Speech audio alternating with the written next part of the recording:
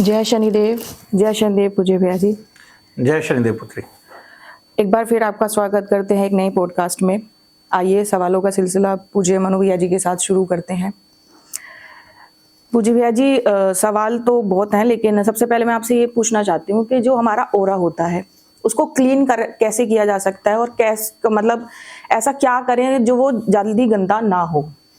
पुत्री, जिसको आप ओरा बोलते हैं ना, उसको हम एक भाषा में बोलते हैं तेज। शरीर में जो चक्र हैं, षट चक्र हैं, उनको हम ओम फट, राम फट, रेम फट, रोम फट, रेम फट, रोम फट, रह फट, अग्नि पुराण के अनुकूल इस बीज मंत्र से हम उसको पूरे को विशुद्ध कर सकते हैं। इससे हमारा सारा तत्व विशुद्ध हो जाता है, और जिसके कारण हम जो है केवल 10 मिनट के अंदर अंदर में अपने सभी चक्रों को विशुद्ध कर लेते हैं। चक्रों में आई मलिनता, चक्रों का दोष, शारीरिक मलिनता, शारीरिक दोष तुरंत कटने लग जाता है इससे। और प्रत्येक दिन 10 मिनट सवेरे इस मंत्र का, इस बीज का जाप करने से आपको क्या होता है कि आपका सारा ओरा क्लीन हो जाता है। आप जिसको ओरा बोल रहे हैं उसको तेज बोलते हैं।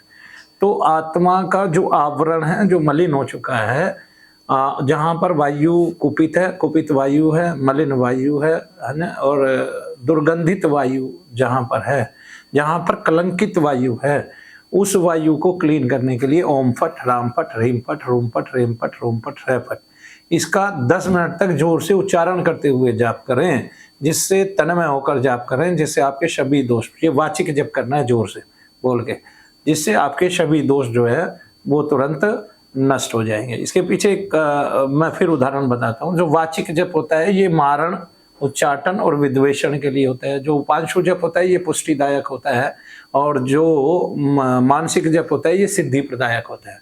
तो इस प्रकार से तीनों जप का प्रकार रखते हुए हमें जो उच्चाटन, विद्वेषण और क्या कहते हैं स्तंभन के लिए किया जाता है, वो जोर से बोल के करना चाहिए, जिससे हमारे दोष तुरंत के तुरंत सिमट जाए। ऐसे होता है ना, जैसे घंटे की ध्वनि आप सुना रहे हो तो दोष दूर होते हैं, ठीक है ना। शंख की ध्वनि सुना रहे हो तो दोष दूर होते हैं। कुछ ध्वनियाँ ऐसी हैं जो शरीर के दोषों को दूर करती हैं, चक्रों को जागृत करती हैं। इसके अलावा भी मैं इसमें एक बात और ले लेता हूँ कि अगर हमें आकर्षण करना है देवताओं का, तो ओम ह्राम वशट, रीम वसट, रूम वशट, रेम वसट, रोम वशट, रह वशट, इन षट जो है, जो हकार के षट बीज को, षट स्वरूप को हमें इसमें बोलना ही बोलना पड़ेगा, जिसमें जल, पृथ्वी, वायु, अग्नि, आकाश तत्व सम्मिलित है।